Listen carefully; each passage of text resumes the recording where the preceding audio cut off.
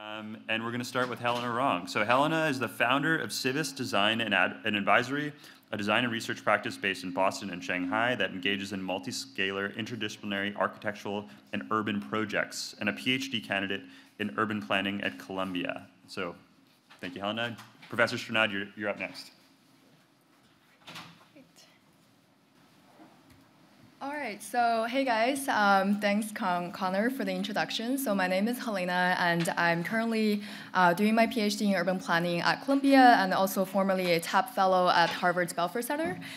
So for my talk today, I'd like to draw your attention to a real-world use case of crypto and Web3 technologies on digital community currencies. So this is based on a report with the same title that was published earlier this June at the Belfer Center. So 2021 was kind of the year that a lot of mayors in the US got really interested in crypto, and there was emergence of all sorts of city tokens. The most high-profile one being Miami coin, and there was also going to be a New York coin, and everybody was getting all excited. But actually, the idea of a region-specific token or currency is nothing new, right?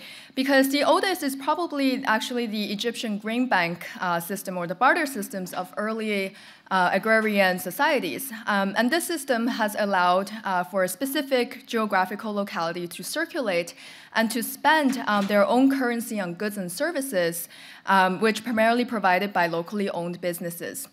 And in more recent histories, the economic crises of the 1920s and 1930s saw the rise of local currencies to stimulate economic activity and to alleviate financial hardships in the US and European cities.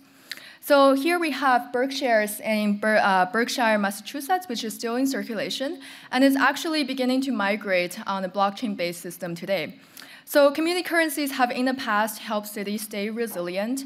Despite the crypto hype, really this is playing with a new old idea.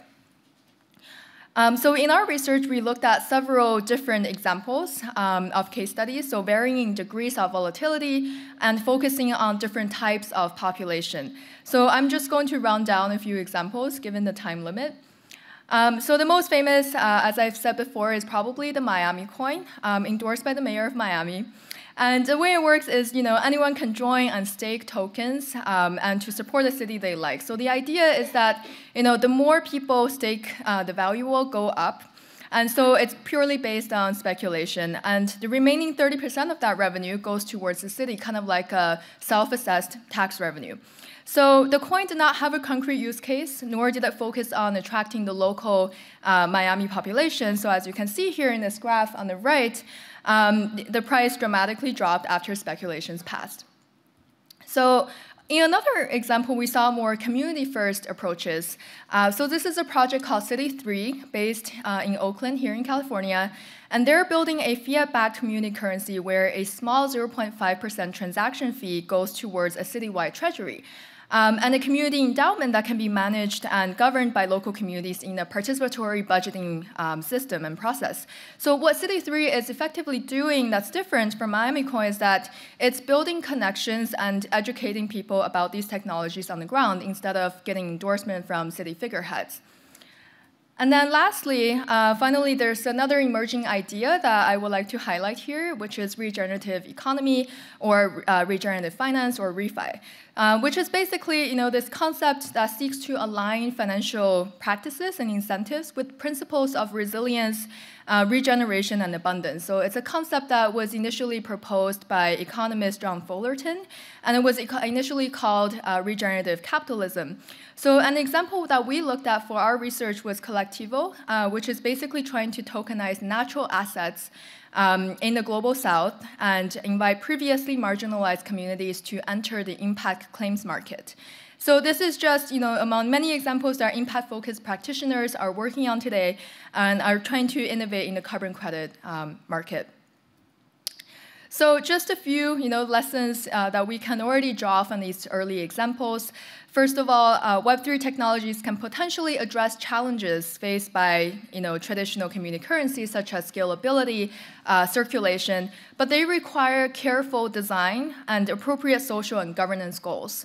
And secondly, digital community currencies should avoid volatile cryptocurrencies and really explore fiat-backed or asset-backed stablecoins as alternatives.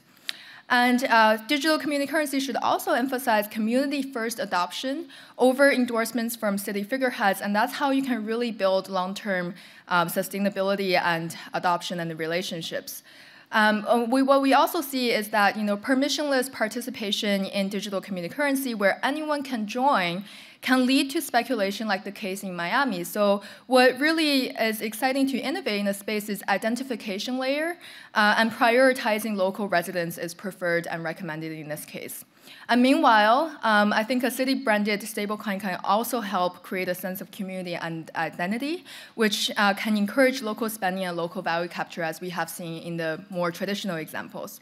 And lastly, regulatory risks like stablecoin bans can potentially create challenges for innovation, so it requires really careful and cautious evaluation from policymakers, which is, I think, something that we should be talking more about today.